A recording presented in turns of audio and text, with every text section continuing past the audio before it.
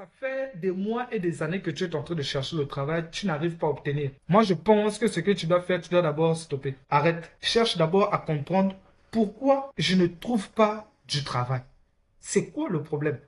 Comment peux-tu chercher le travail alors que tu n'as pas de compétences? Vous ne devez pas ignorer une chose. Je prends l'exemple simple. Même quand tu dis que tu cherches un travail dans quel secteur? Quel poste? Disons que tu cherches un travail dans le secteur maintenance.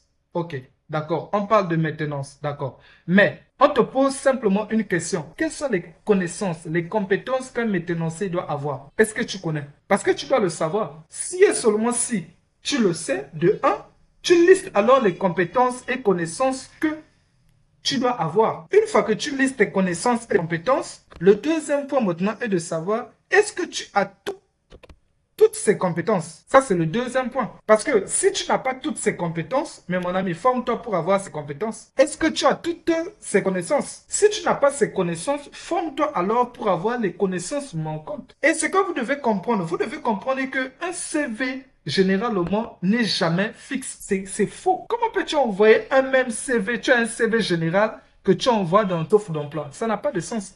Le CV se modifie en fonction de la demande de l'offre.